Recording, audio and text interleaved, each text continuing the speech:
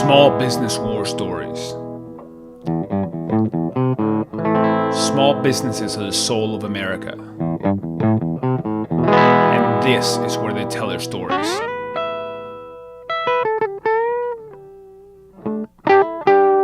I am your host, Pablo Fuentes. Hey, lovers of small businesses and good stories in general. Welcome to episode 99 of Small Business War Stories. 99 episodes, excluding our flash episodes that have transpired in the last couple of years. And I'm really excited today about our guest, Jeffrey Stuffings of Jester King Brewery, which is really an iconic brewery here in Austin, Texas, so right outside of Austin in the Hill Country. And it's known for its Farmhouse Ales and for a lot of people call sour beers. But he is somebody who left a job in a more corporate setting and decided to become a brewer. And we talk about that transition, what that meant, and we talk about all the challenges that what it's been like to get the land that they're on. They're in a beautiful property right outside of Austin, and how the brewery has grown and what's next. And it's a really inspiring story. If you are ever interested in maybe getting away from your corporate gig and you're interested in what it's like to go out there and actually make a product, in this case, beverages, and also they're starting to get into food. So this is a great episode. He shares a lot of really cool stories. We recorded this late at night at the brewery itself while enjoying one of his great beers that happens to be one of my favorites. They're oyster mushroom and sea salt beer, which maybe doesn't sound that great if you haven't had it, but it's really good. So check it out. This podcast is brought to you by Proven. Proven.com is a company I started. It is a small business hiring tool. So you can go on there and very easily distribute your job to many different job boards. And again, Proven.com is the place. Go there for your hiring needs. You will not regret it. We also have great resources for small businesses at blog.proven.com. So you can check that out. And we also have all the archives for this podcast. Every podcast is available there, as well as obviously the traditional platforms for podcasting. Without further ado, let's get into today's episode with Jeffrey Stuffings of Jester King, right outside of Austin, Texas. And we are live here in beautiful, actually, what city are we technically in? I was going to say Austin, Texas, but is it not? We're in no city limits. We're unincorporated, just Hayes County, Texas. We are in no man's land, Texas. This is the first podcast I ever recorded in no man's land, Texas. And I'm here sitting today with Jeffrey Stuffings, who is the founder of Jester King Brewery. Thank you. Welcome to the show. Cheers. Yeah. Thank you very much for having me on. Tell me a little bit about what we're drinking here. Sure. This is a Farmhouse Ale that we brew with alderwood smoked sea salt, as well as oyster mushrooms. So an effort to kind of combine the brininess of like smoked salt with the umami character of mushrooms. So it's inspired by a historic German style called Goza. So it's kind of like tart and smoky and briny all at the same time. Okay.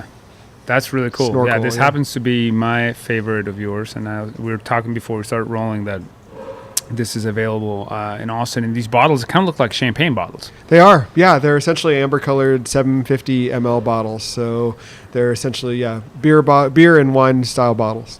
Very cool. Very cool. So we'll get back into actually I have a question for you that later on about the kind of like junction of beer and wine and with some of the cool things you're doing on that front. But let's talk about what inspired you to start this business, because we are here. So it is the evening here, and we're on a Wednesday evening in the Texas Hill Country. We're in a large property. How large is the property? 165 acres. Yeah, and it's rain. You can hear the rain in the background probably, and it's beautiful here. We have Gary the cat who keeps the place safe. Yes. Licking himself here next to us on the table. And but what inspired you? You have a training as an attorney. I do. I grew up kind of with an interest in politics and worked on some campaigns, and just had people, I think, in that world who kind of steered me towards law school. And partially, I think it was an effort to just figure out what I wanted to do or find myself, and kind of it was almost kind of delaying things by doing more schooling, which in hindsight I'm not sure was the best approach, because I think you could have gotten that experience much cheaper. Yeah. But ultimately, I think what attracted me to small business was something that I think is pretty common, where I kind of saw the what in my mind anyway was kind of like the bright lights of just kind of controlling your own destiny, setting your own schedule, running an organization, kind of the kind of autonomy and freedom that, I think I saw. And then there is that, and that's been very positive. But then, as I'm sure we can dive into, there is the whole flip side of that, where there's just a tremendous amount of just responsibility and details that kind of are the price to pay for that. Yeah, it turns out it's not free. No. Yeah. Yeah. Okay. So in one sentence, you went into law because of politics, and that drove you to drink. So you started brewing your own beer.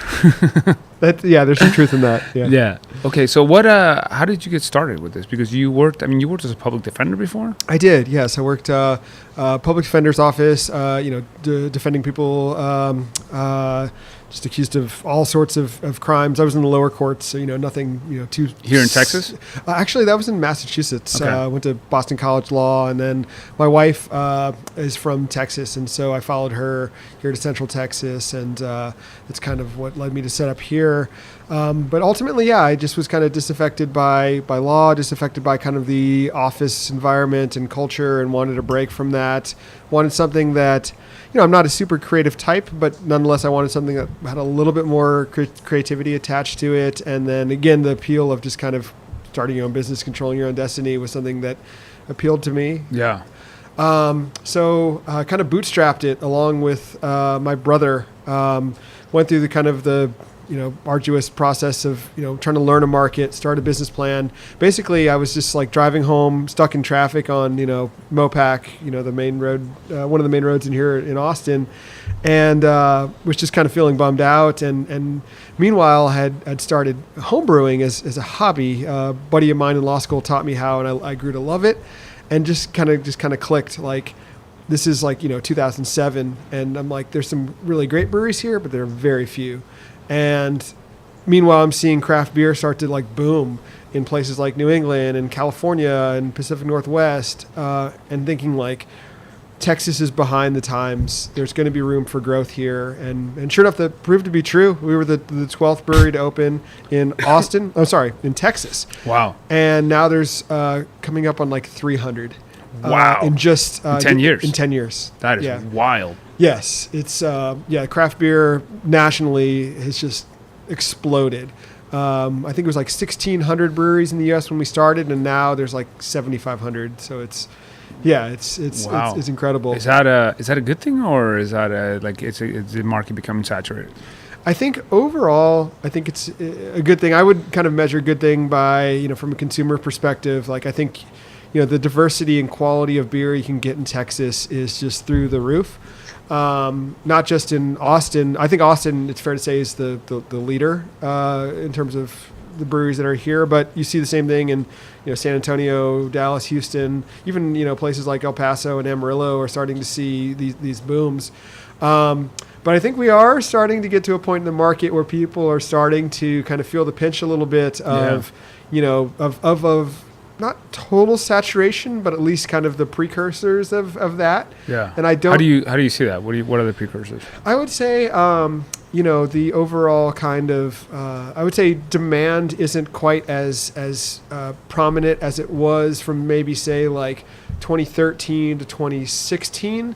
We don't see kind of like certainly a bottoming, but you do kind of see like a saturation point where I feel like the competition is increased. The overall, I would say, consumer fatigue has started to increase a little bit. Like, when we started, I think it's fair to say people were like, wow, wild fermentation, mixed culture fermentation, like sour beer. Like in Texas, this is insane. Like, I can't believe a brewery is doing this. And we kind of rode that wave. And now I think it's something that is becoming increasingly more common, not just in Texas, but nationally. But you've also made a name for yourself, and you have like a pioneering sort of brand, right? That has helped. That has helped. There's certainly an element of let's just. I mean, I have friends who are fanatics of your beer in both California and New York, who talk about making pilgrimages to come to this brewery. Yes. So that's not to be taken for granted, right? No, I mean we certainly are from day one. It was like, let's be a niche. I mean, we do a very particular style of beer. If you've never had Jester King, it's Farmhouse Ale, which to us just means wild beer inspired by our agricultural environment. So what by wild I mean just wild yeast and bacteria that exist ambiently in our atmosphere, and then a very agricultural approach to grain. I mean, you can get great grain anywhere. We get ours specifically grown and malted in Central Texas. Okay. You can get water for brewing practically everywhere, but we insist on using like the Trinity aquifer. Not that it's better or worse, but it's unique to place. Right. And then when it comes to fermentation, we age our beer for long periods of time in oak barrels. We add fruit, we ferment the fruit. So it's kind of this, this beer that's funky, that's tart, that is complex. It's essentially like the natural wine version of beer. Yeah. And that has... Yeah, you don't sell Bud Light. No, certainly not. And I think that has helped create a national and international reputation for us. I love Pilsner. I love IPA. And I think, a lot of breweries aspire to be, just kind of, I'm going to be an outstanding, brewery from my neighborhood or my city. And that's great. I would never knock that. We've aspired to make beer that I think is a little bit more unique and unusual and connected to place, which has created more of a broader appeal. I mean, we don't sell as much beer in Austin because we are this niche of a niche, but... You don't sell as much beer in Austin as you do elsewhere? No. I mean, interesting. Even though you're here. If you take our tasting room and restaurant out of the equation, we actually sell more beer. We sell about 2/3 of our beer like right here at the brewery, but if you take that last third, we sell more of it, scattered out, not just nationally but internationally than just right here. In town, because again, it's we're appealing to like a 1% of a 1%. I mean, this is not a growth model business. This is just satisfying a niche and then staying true to that philosophy to make sure that we don't compromise that intent. I'll give you an example, and sorry to be a little long-winded, but I remember an article that really spoke to me when I was starting a small business. It was called 1,000 True Fans. It was in the context of music, and basically it said like you can be a viable musician, and you could probably relate to this if you can find like 1,000 people who will like go to every show, buy every album, like download everything. Just if you can find like that passion, like that small intense passion, you can make it as an artist. And I thought that could cross apply to beer as well, where like we're not it's not that we don't want to be the beer for everyone, but just circumstances would have it that we're just not, given what we do. Yeah. So appealing to like more of a narrow subset, but then like being very true to our message and just delivering like incredible quality, and having a philosophy that means something and isn't going to change just because the market goes in a certain direction. Like we are who we are. Yeah, that's really interesting because sour beers are. What's a good analogy? They're like the sushi of beer. So the first 3 or 4 times I tried sushi, I think I was like, 12 years old. And I was like, this is terrible. Like, why would anybody eat this? Right? And then you kind of get used to it and you start, noticing different things about it. And now I love sushi. And I'm very much a beginner when it comes to sours. I have a couple of friends. I'll give them a shout out, Justin Capuano and Josh Lord, who actually told me about your brewery before I even moved here. Who are big fans of sour beers, and it's kind of an acquired taste, right? You kind of get used to it, and like now, the beer that we're drinking right now is my go-to from your stock. But tell me a little bit more about that. So has the popularity of sour beers gone up since you started doing this? And I mean, what's the history of kind of sour beers and where are we today in that? Well, sure. I guess starting with the second part of that, the history goes back centuries, primarily as far as our influence to Western Europe, specifically Belgium and France. Especially within the Belgian tradition, there's the lambic brewers, these brewers that will put unfermented beer or wort into these open vessels and just let ambient yeast fall into solution overnight and spontaneously ferment the beer. So these are like the earliest beers. Like brewing is somewhere between like 10 and 20,000 years old. Like we can only assume that the first beers were a product just of like nature, like just grains were left out overnight and it rained, and then wild yeast came and ate the sugars from those grains, and then you had beer and someone was brave enough to drink it, and the rest is history. They had a good time. Yeah, exactly. And so we take a lot of inspiration from that old world tradition. As far as like sour beer, it has gained in popularity in the United States. There have been some pioneering breweries on the coast, places like Russian River in California and Allagash in Maine. Yeah. And it's caught on in other parts of the world. I will say though that we don't make beer that's, and we have no problem calling our beer, sour. It has an acid or tartness or sourness to it, but like the moniker we use is farmhouse ales. Okay. Yeah, just meaning beers that just are of a place, that are connected to agriculture. I mean, it's possible now. Most beer, and you can debate whether this is a good or bad thing. You can make a beer taste exactly the same through modern science and sourcing and agriculture, modern technology. No matter where in the developed world you are, we don't want nothing wrong with that, but that's just not who we are. We're like, if it can't be made right here, if it can't taste unique based on our surroundings, we're just not interested in it. And you also make beers can be aged, right? So the first time I came here, it was my friend Zach Morris, who lives in La Paz. He's a blues musician as well. And he brought me here because he's just a huge fanatic of your stuff. And he's a guy that literally collects your beers the way somebody would collect guitars or baseball cards or something like that. He ages them. So that's another different thing about your beers, right? There's something that they acquire a different character over time, as opposed to if you leave your Miller Lite and aging, that's not going to be a good thing. No, that's absolutely true, and that's true not just of mainstream macro beers like Miller Lite. It's also true of earlier today, we had some of our friends from Oklahoma, American Solera, who brought this beautiful really hoppy beer that had bursting with citrus and fruit character. Those beers, after just say a month, really start to degrade because they're just based on really just fresh character from the plants or the hops. Yeah.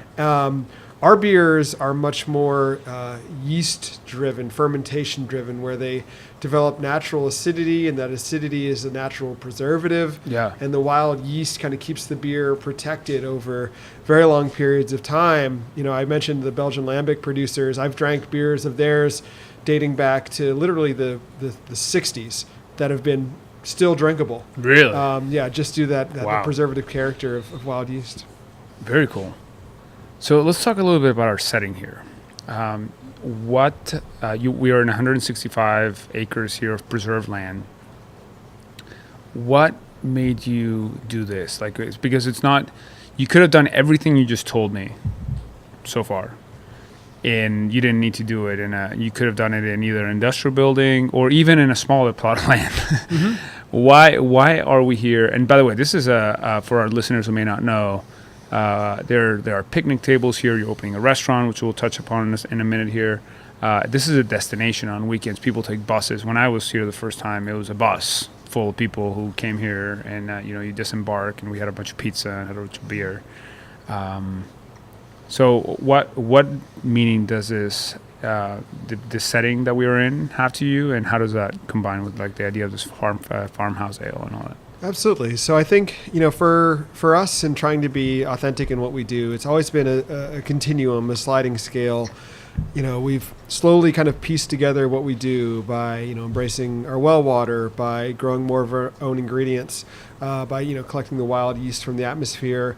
As far as, having this much land around us, and, it's still kind of crazy to think that, we're this close to town and have been able to acquire this property. It's been really, if I totally transparent about it, more happenstance. We started off with just a call out of the blue from a rancher family here in the area who said, we'd like to see our ranch profitable, but not ever become a housing development, which is really how much of the area is going around here. And so, how would you like to open your brewery? We were a brewery in planning, and our name was starting to get out a little bit. And the rancher saw our name in the Austin Chronicle newspaper and said, "How would you like to open your brewery out of my ranch?" Wow. And, yeah. Where was the brewery at the time? It did not exist yet. It was just a business plan. It was just a piece of paper. And, we're starting to do a little publicity, fundraising and getting our name out, and it caught on, and we were invited out here. And we were leased just a very tiny piece of land out here, just enough to get started. But then we were able to, gather a following and start to, actually go from a slightly losing business in our first year to break even. And then, by year 3 or 4, start to obtain some profitability. Yeah. We got kind of a big boost by a piece of deregulation when the Texas legislature made it legal to sell beer at our brewery. And we make a much better margin off of selling on site than through distribution. I bet. And that enabled us to then go to that rancher and start negotiating to purchase initially just a small piece of the ranch, just enough to start a farm and try to, again, create more authenticity in our beer.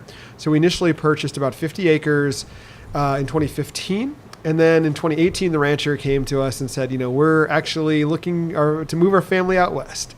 How would you, we don't want to see this be a subdivision. How would you like to buy out the rest of the ranch? And, wow.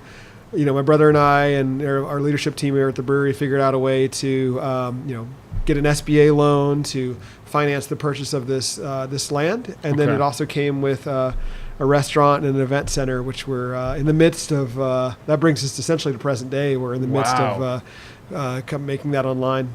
Yeah, so let's talk about that. So the additional acreage came with a restaurant. It did. It did, yes. Which dovetails nicely with the brewery. Yes. Okay. Is that visible from here or not? It is. It is. It's just a stone's throw away down the hill here. It's not lit up right now, so it's obscured by the dark. But yeah, it's right there. Got it. Yeah. Very cool. So what's the next step with that? Well, we just hired a chef. He's been on board with us for about 2 months. Okay. He comes from a fine dining background, but is very versatile to do. I think he just honest, family friendly, accessible food. We primarily pizza. We also do breads and cured meats and cheeses and cookies and just we try to have very real authentic food, but everything we do, including our beer, and some our beer is, as I said, a niche. But at the end of the day, we just want people to just be happy with their friends and family out here. Yeah. And so, we try to make drinkable, accessible beer, pair it with food that, the pizza, well water, local grains, wild yeast, vegetables from our farm, just like real authentic food, but just simple, accessible, and, conducive to hanging out under a live oak tree for hours with friends. That's what it's all about to us. That's awesome. So 165 acres is a lot of acres. What are you going to do with them? What's the plan? Really just we see ourselves as kind of a budding, and granted, there's other ranches in the area that have, committed, like the Shield Ranch or the Bamberger Ranch, that have committed to, preserving thousands of acres. So we're just a drop in the bucket, but we are right here in the, city limits. And so, I think, if we're able to successfully, go into the future and be able to, pay off our SBA loan and be a brewery that can actually double as a, obviously a for-profit business, but also something that could preserve this amount of land for the future as a kind of quasi private public green space. That would, I think, would be a wonderful legacy to have. So, wow. Outside of farming, really our plan is just to protect the land.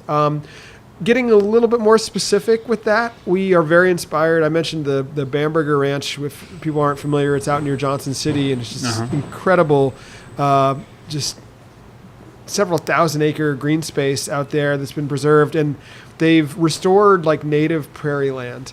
They've actually introduced livestock that has been not kind of had a deteriorative effect on the land, but actually helps rejuvenate it. And then they've also, by actually remediating some of the cedar, have been able to bring back native prairie land, which I think is just hugely inspiring. So, if we can pull that off and restore native grasslands from places that have been overgrazed and really over utilized, then I think we'll have done right by it. That's awesome. So that's more like a vision of like having this business that's authentic, but also preserving things going forward. Absolutely. That's beautiful. Thank you. Very cool. So how does that, I mean, that authenticity is something that you can't buy. You can only invest in through like blood, sweat, and tears and like following through with your ideals. I'm sure that is something that your customers feel, right? Like it's actually impossible for not to. How does that permeate into the way that you acquire customers and the way that you communicate with customers? Did you spend a lot of time on social media and things like that telling your story? Yes. How did you, okay, so that's did you ever do any paid advertising? How did you get your initial customers, and how have you grown things? Do you do paid advertising today? What do you do? We do very little, paid advertising today. We have our we do a little bit of KUTX and Austin Beer Guides. There's a couple paid advertisements we do, but the vast majority of it is through social media and our blog. And I think a lot of it is just having, and not to oversimplify it, but like I think having a unique story to tell. Like it was very much a conscious decision. Like we're going to do beer that's not really totally normal or mainstream.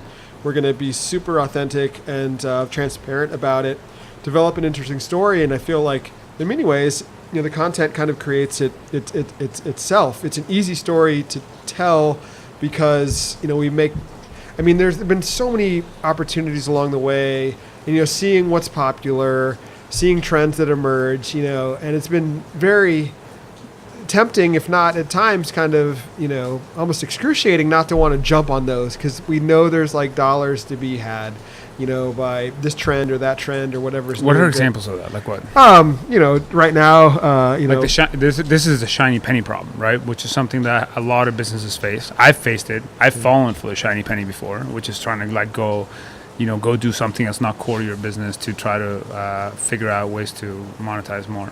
Yeah. No, doing like 16-ounce cans of hazy or New England style IPA, which is a perfectly fine category, nothing against it, but that I know the amount of dollars that could have been made off of that, or for instance, imperial stouts. Like I do love imperial stouts. I do too. The Tubbs Full Grown Man. That's one of my go-to. So I write with. There are three. I was telling you I'm writing a book about this podcast.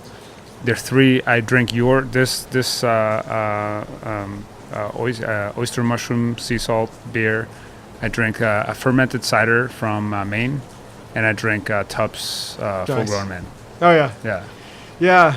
No, I love those styles too, and it's. I feel like at this point we're like almost. I don't want to say like the only, but from my vantage point, almost the only farmhouse brewery that hasn't jumped on kind of that bandwagon of doing, these New England style IPAs, which are all the rage in craft beer. Okay. I'm not familiar with those actually. Yeah, it's a style where they're very like fruit forward, hoppy beers that are have a kind of a murky or hazy color from like either suspended hop solids, yeast solids, or kind of some of the unmalted grains. So those are the sort of shiny pennies. And yeah. So what prevented you from chasing those, and how did you focus that, and how does that dovetail with what we were talking about with your storytelling? Yeah, I think that had we grabbed that shiny penny, everything we had said over the last 10 years, between like before we started to now, would have ultimately been just BS. I think that, we've espoused a way of making beer that again, we've never said is better. We've only said it's different and true to us. But I felt if like we had grabbed that shiny penny, then, we would have just exposed ourselves as like a fraud. And I feel like ultimately, I could be wrong. Time will tell, but like, I feel like had we done that, people could point to us and say, oh, everything they said was just lip service. Because it's not a farmhouse ale. Yeah, it's not a farmhouse ale. And, we've stayed true to this philosophy for 8 years. It's managed to work out. It's certainly turbulent times in craft beer right now where you see more closures and like over expansions that have gone wrong and, stuff like that. So, there's been this wave that has really started to build since I would say 2008, 9, 10 that like hit its peak in like 14, 15, and now is starting to, I think, see the little like valley of that, and that to be true, again transparent about our business model, it's led us to focus more inward about. I can tell you like when we opened our tap room, it was more like here's our beer. We don't know anything about, hospitality or how to run a bar, but, here's our beer, come taste it. Where nowadays, like, with all the competition we see, like we're very focused on, how can we provide an amazing customer experience? Like how can we make people feel like they're, on their back porch? How can we, pair beer with amazing food? How can we provide a like an agritourism component to it, where you get to see farmland and interact with our farmer and see livestock. And then how can we take a desire for, we're out here near Dripping Springs, which is considered the wedding capital of Texas. Right. How can we incorporate like events and weddings into what we do? So, do you guys do live music as well? We do. Okay. And that's actually, we're on 165 acres, but sound travels, and we try to be good neighbors. That's true. Yeah. So we don't do like full scale like blowout concerts or anything like that. We do like lightly amplified music, and we actually make people feel like they're in their back porch. Exactly. Yeah. Exactly. And we're actually considering doing some of our first music fests, but like true to I think who we are. Like let me give an example of like how Jester King comes up with a music fest, and this isn't to like toot our horn or whatever, but like. Gives an example. I feel like who we are. We could play like super mainstream stuff if we wanted. I'm sure we could find talented artists to do that. But we have like a couple guitarists on staff here and keyboardists who do like some like cool and I forgive me for not knowing as much about it as I should, but like they do some like cool experimental music. So like. We're going to do like an experimental music fest that we're working on in the spring, like just because I feel like that's more true. I'd love to come by for sure. Yeah, is Sean going to play? I hope so. I hope so. Yeah. So our mutual friend Sean Spiller, who's your head brewer. He's our number 2 brewer. Number 2 brewer. Yeah. I met him through the world of restoring guitars, which I'm also into. So that's awesome. I'm actually playing at the High Cider Company. I don't. Oh, High Cider. Sorry. Yeah. Of course. So they're having. I'm opening for Scott H. Byron there in a couple of weeks. Nice. So I like the Hill Country scene here for music is actually a big deal, and it's cool to see you guys getting into that. Yeah. So a lot of people on that. Absolutely. How did you come up with the name? It's actually an oddly inspired name. It's like I've tried. It's a subconsciously powerful name, and I've thought about this before. Like, why does it work so well? Like Jester King. There's something about that. What brought that about? I think 2 things, and one, going back to my constant refrain so far of trying to be very authentic in what we do. There was a part of me that thought, why don't we name ourselves like the Texas Beer Company or Austin Beer Company or something like that? And I felt that was inauthentic because I'm not from here. My brother, who's my business partner, is not from here. I felt, even now being here for over a decade, like I don't feel, I know, native Texans are very, kind of, protective of that or whatever. Not that Austin isn't very welcoming, but it just didn't feel right to just kind of say we're Austin this or Texas that. So then it kind of became, well, what do we call ourselves? And I was kind of inspired by breweries with kind of more whimsical names. There's a brewery up in Michigan that is one of the pioneers of, wild beers that called Jolly Pumpkin that I just thought, had this kind of whimsical, magical name. It was called Jolly Pumpkin, and it has whimsical artwork, and, their language would speak of like the beguiling nature of wild yeast. And it was just kind of, it's kind of this like rapturous type of brand. And, I don't think the words beguiling and raptures have ever been used in almost 100 episodes of this podcast. So that's awesome to use them in one sentence. Cool. I want to do something a little weird, and I'm also I was poli-sci and English, and particularly like Brit Lit. So I read a lot of Shakespeare in school, And in King Lear, there was this reference to like, it wasn't even in the text. It was in like the footnotes of the of one of the versions of King Lear, and it said like the Jester King, aka like the wise fool who could like challenge authority and still live to tell about it. This kind of the Jester character was like the one character in the Oh, so it is a straight up Shakespeare reference. It is. I didn't know that. Okay. Yeah, from that betrays my lack of Shakespeare knowledge. So like the character who could actually like speak truth to power and still live to tell about it, like the wise fool, the Jester King, I think is like AKA the wise fool. Okay. So like we know what we're doing and we're trying to kind of change things or speak truth to power, but we're not going to treat ourselves like totally seriously. It's like like the Joe Rogan. Yeah, totally. Yeah, it's always partially in jest. So okay. And then the second layer of that was, I thought it was like an indirect kind of like partial dig at the self-proclaimed king of beers. So we're always happy to kind of play with needle the behemoth. That's awesome. All right, let's talk tragedy. Can you think about a time, since we're talking about Shakespeare, can you think about a time when things went really wrong, and what did you do about it? Oh boy, I think you talked about this off air, but the amount of like change that you see in even a short amount of time, I think can be, to use an aviation analogy, it's like flying through like rough, turbulence, especially like with turnover. My brother and I try to be, very empowering of staff and hands off to an extent.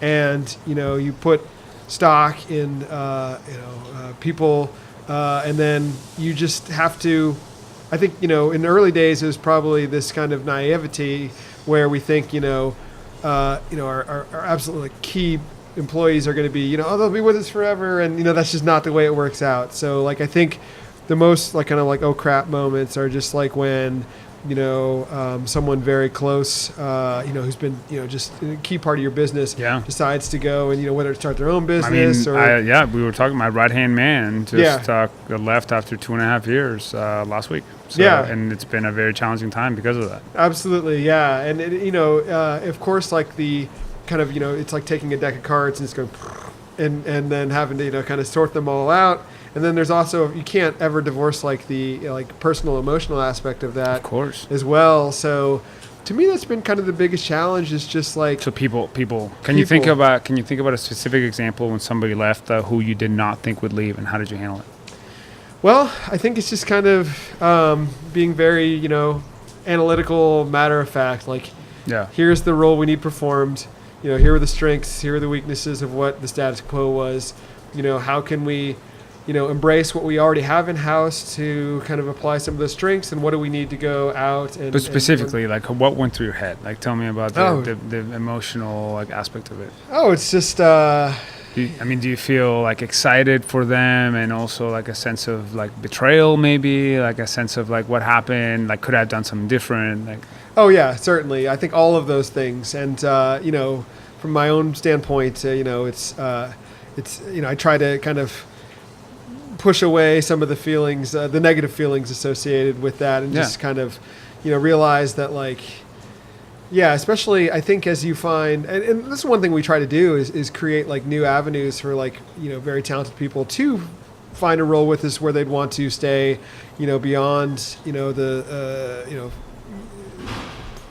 5 to 6, 7 years up till like, a full career. I think that's very, very, very hard to do. Yeah. So I think, I don't know, not that you become kind of like numb to turnover in a business, but I feel like it does become easier to deal with having, been through it. Before. You basically grow a tolerance to the difficulty. Yeah.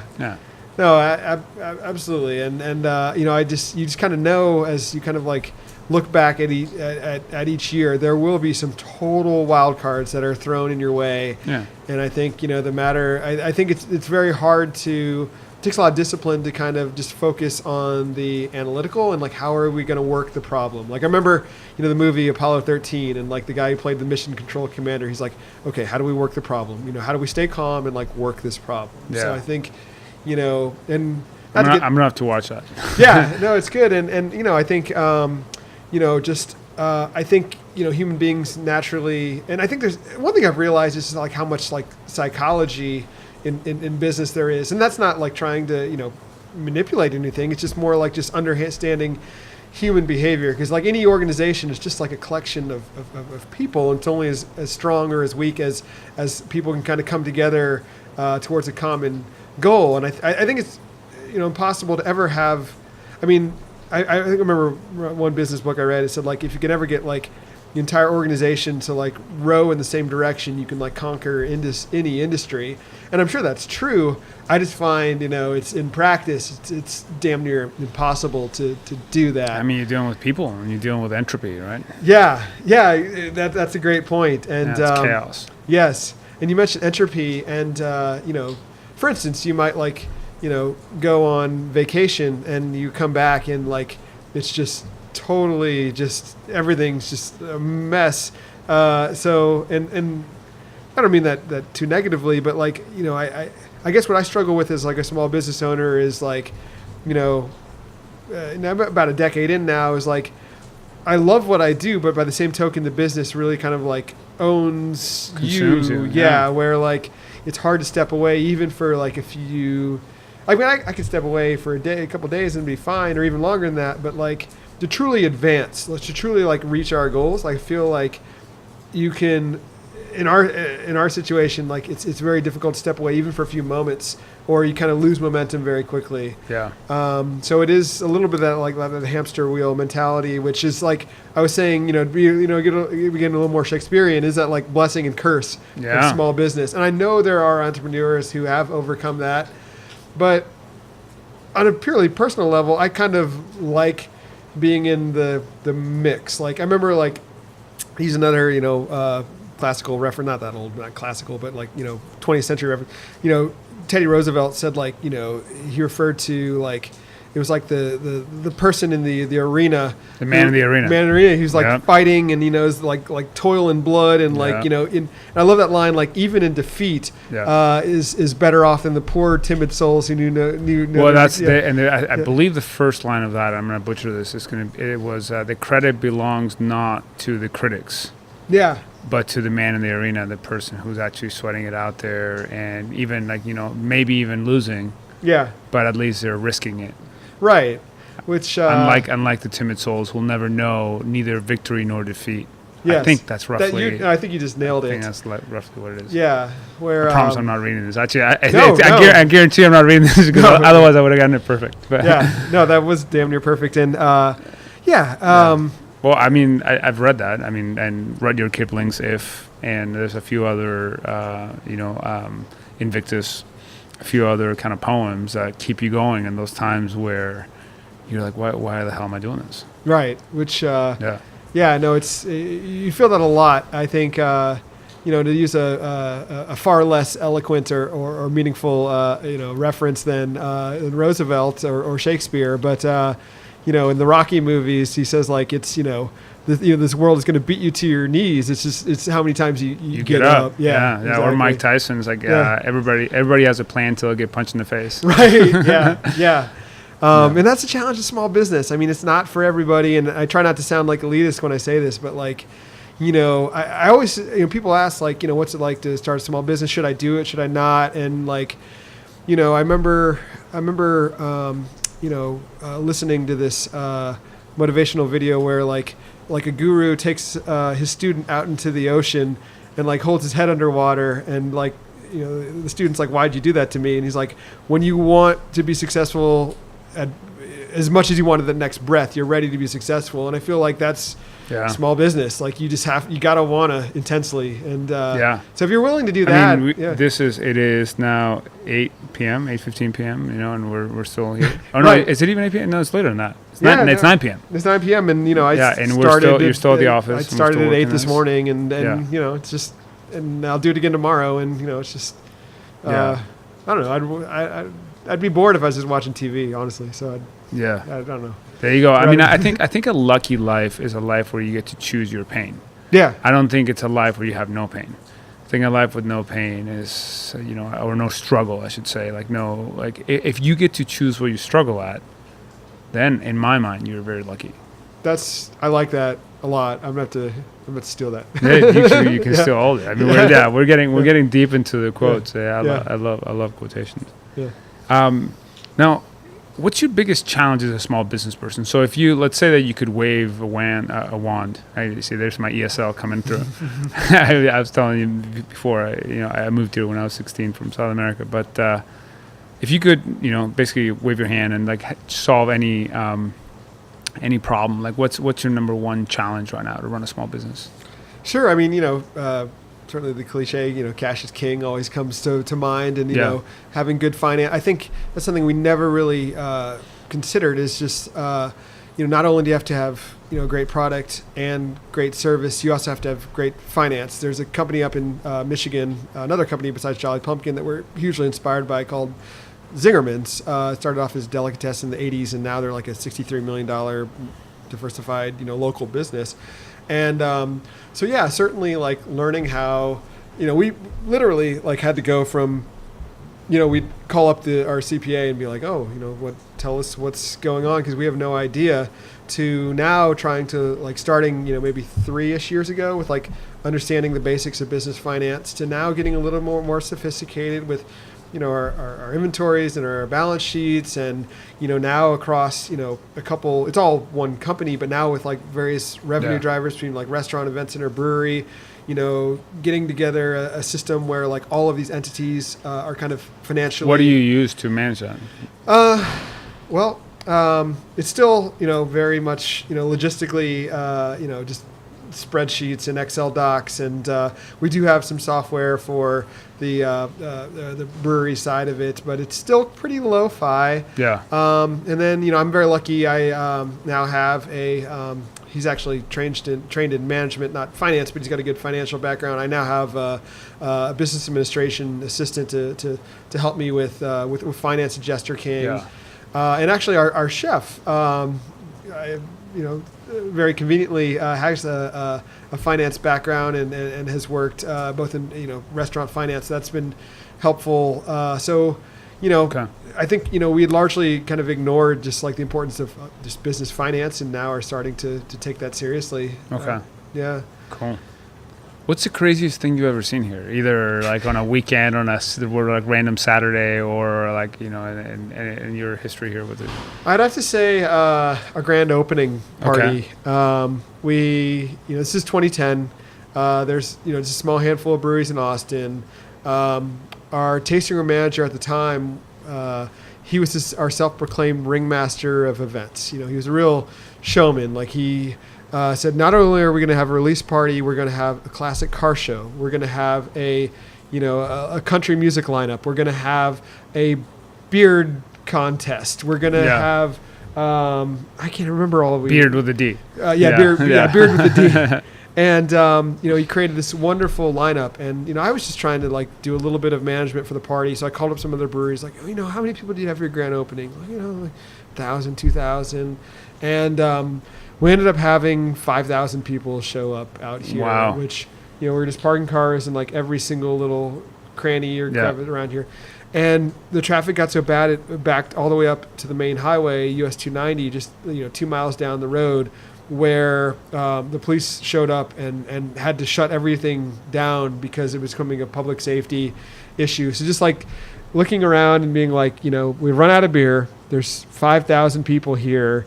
That was just that's nuts. like your own mini Woodstock. that was totally nuts. The public reception, just seeing And even that was certainly the pinnacle of it. We started, probably it was all downhill from there. Yeah. But just seeing people come out and just, just I don't know. We've learned not to take that for granted. Just the fervor and passion that people have, not just for beer, but I think just like an experience, an experience with family and friends in a place where they can kind of escape for a couple hours. That's awesome. What's the number one lesson that you said you would have for small business people who are thinking about starting? We've already gone through quite a few powerful lessons here, but if you had to pick one, what would be the thing? If somebody's considering this, you were saying this is not for everybody, right? In a non, I guess it's just in a very, I think you said in a very authentic way, in a way that doesn't come off as like, but there's a little bit of starting a small business to me that feels like that Fight Club scene where like you try to join Fight Club and they tell you go stand outside in the rain. And, right. If you're still standing outside in the rain after however many days it was, then okay, you can come in. Yeah. To continue the quote fest here, I think I think it was like I can't remember. I think it was Henry Ford. Like basically just said like all I did was like surround my people. Maybe it was not Dale Carnegie, but Andrew Carnegie, who's like, I just surrounded myself with people who were just like much brighter than myself. So I think understanding your own limitations, like being very honest with yourself of like what you do well, what you don't, and then finding people who can do those things for you, and then not at all assuming you know everything, like being a good listener. I think, everyone's natural instinct is just to, talk. And I think like saying, okay, I'm just going to like listen and really comprehend what people are saying, and then, react to that in a sincere manner. So essentially, just I think having a good, good people skills. I think being very positive in what you do. I mean, I think in my own case, the natural instinct is to be positive and not at all. I mean, I've worked jobs where they're very much governed by fear, and I've learned very quickly like that does not work, or it's not sustainable. You can govern by fear for a short period of time, but then it falls away. Yep. And then I think the other thing that I've really that's helped, that I would encourage small business owners to do, is just reserve times to just have these like think periods. Like I remember reading that like Bill Gates would have these like think weeks where he would just go off the grid and just like read and think for a full week.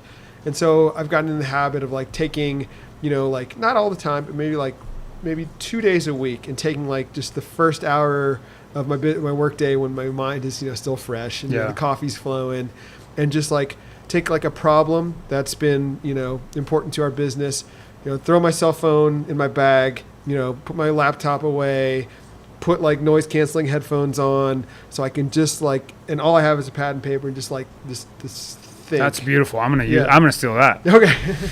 Good. Yeah, because I don't have the ability, nor I think most of the people who have interviewed in the show have the ability to just step away for 2 days and have 2 think days. I think Bill Gates, by the time he was doing 2 full days, might have had the luxury of a tremendous amount of cash. Yeah. But I think that's really good. So you do 1 or 2 hours. Yeah, just like from like 8 to 9 a.m. like twice a week, and just like just kind of let the subconscious run wild, and kind of connect the dots between like past, present, and future, like centered around the problem of like what's not working now, what are some of our biggest problems now, and just kind of like ruminate on that, and just kind of like. That's gold. Yeah. Do you use a prompt, or do you just literally stare at the blank page with a pen and think about it? I don't stare at anything in particular. I just kind of like to sit there in a room. You don't write the question down or anything like that? I do. Okay, I write at the top of the page, just like whatever the question would be, usually pertaining to what is. Okay, so that's your prompt. Yeah, I would just try to take one of our biggest problems that we're having right now, write down on the page, and just start. I set a timer for an hour, and just like. That is awesome. Yeah, I might do it tomorrow morning. Yeah. No, it's amazing, kind of like what will come. It's kind of like I analogize it to like sometimes like you be in the shower and you have all these great ideas. I think it's because you consciously like allow your mind freedom to kind of like just wander and connect these dots again. Okay, so again, this is so powerful that we're gonna like put this into committed to a process. So you sit down for 1 hour in the morning. You said 8 to 9, and you at the top of you throw away your phone. Or you put it to put it out of sight, no computer. Right. You take a blank sheet of paper and you write at the top of the page the specific question you're grappling with. Yes. And then you set a timer for 1 hour. And do you have coffee while you do this? Yeah. Okay, you have coffee while you do this. I do have so coffee. You're drinking. So I want the whole picture here. So, okay, so you got a pen, no phone, no distractions, a piece of paper, a cup of coffee, anything else? Yeah, noise canceling headphones. Do you listen to music? I don't. You don't. I don't. Just silence. Just silence, yeah. Silence, a pen, paper, coffee, 1 hour. Yeah. Go. Yep. And just I like that. and it's I mean, some days there'll be like a few comments that aren't that great. Other days they'll just be like, just. So that's another thing. You forgive yourself for the times where you don't come up with anything great. Yeah. And then sometimes you do. Exactly. What percentage of the time you come up with something great? I would say at this point, like 1 out of 4 times, I come up with some idea that I think is transformative to our business. That is incredible. 25% of the time when you do this. So if you devote, let's say 2 hours a week, every 2 weeks, you would have a transformative idea to your business. So if you develop this into a discipline, twice a month, you have transformative ideas for your business because of this. I firmly believe that. Fuck. Yeah. I guess we're not. I mean, we can cuss. We just have to put the explicit tag on the podcast. So I mean, that's really my reaction. So we're gonna say it. Wow. Yeah, and by no means did I come up with this. This was all just like no, that's great. Just listening to other people. This is the Stuffings method. Yeah. Cool. That's very cool. What's your favorite beer? Oh man, I would say there's a brewery in Brussels called Cantillon. They've been making beer for over a century. They make a style called Lambic. Whatever you say is what I'm buying on the way out. So it's like, am I going to regret this? Is it going to be a $200 bottle? No. They sell it for like 10 or 12 euros. No, but the one that you make. Oh, sorry. I thought you meant. That truly is my favorite beer, Cantillon Goose. Favorite beer we make. I really like our kind of beers that are kind of like a hybrid of wine and beer. So we take beer that's been aged in barrel. Yeah, that's a terroir grapes. Yes, exactly. I was going to ask you about that. So we were about to wrap up, but since you bring it up, do you want to chat about that for 1 second and then tell me what that is and how this beer that you're about to recommend me ties into that? Oh, yeah, absolutely. So, to me, fermentation is fermentation. You can ferment grains or fruit or vegetables, whatever it is. It's all just, sugars that are being consumed. And, the source of those sugars are very important. And, I have to believe, I can assume that farmhouse breweries, 100, 200 years ago, weren't very specific, saying like, oh, we must keep all our grain here and ferment that as beer, and we must keep our fruit over here and ferment that as wine. I can assume that they probably would commingle all the sources of fermentable sugar they had on their farm, which would include fruit, which would include grains. And so we kind of like to do these hybrids of beer and wine where we'll take a portion of the fermentable sugar from grain and a portion from fruit, in many cases grapes, and combine the two, where you get these kind of like some characteristics of beer, some characteristics of wine, but it's kind of this hybrid. Wow. Yeah, which I personally love. I've never tried that. Yeah, no, I'll certainly hook you up with a bottle. Yeah, that's crazy. And I remember reading that you were working with Firestone Brewery on something like this. Yes. It's been cool.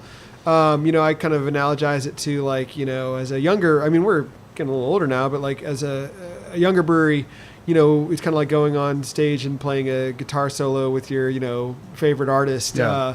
We've gotten to make collaborations with breweries like Firestone Walker or Jolly Pumpkin, these breweries that we've just idolized. Yeah. And, getting to make a beer with them is pretty cool for us. Yeah, that's cool. Yeah, I got to make a kind of co-make and co-design a guitar with a very good guitar builder in Tulsa, Seth Lee Jones, who's been on the podcast. And I got to say, I know that feeling. So, what's the name of the beer that's your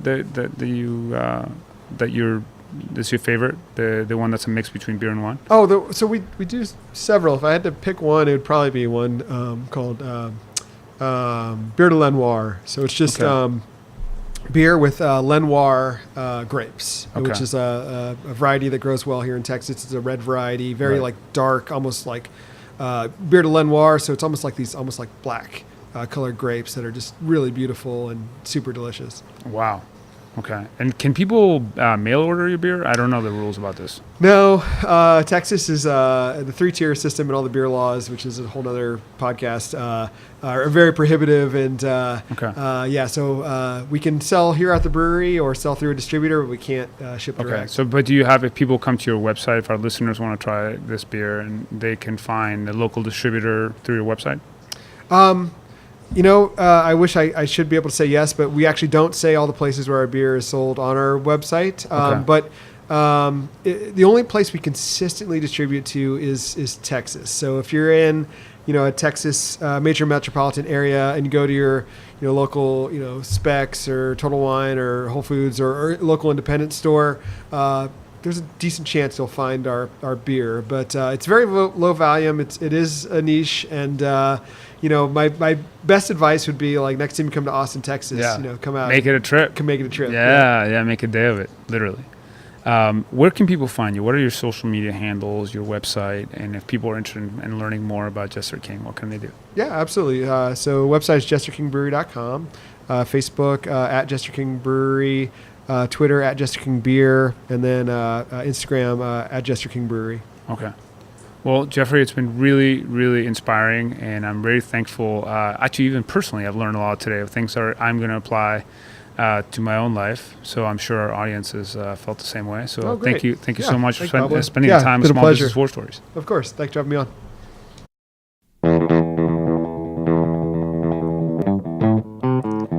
Small Business War Stories. Small businesses are the soul of America. And this is where they tell their stories.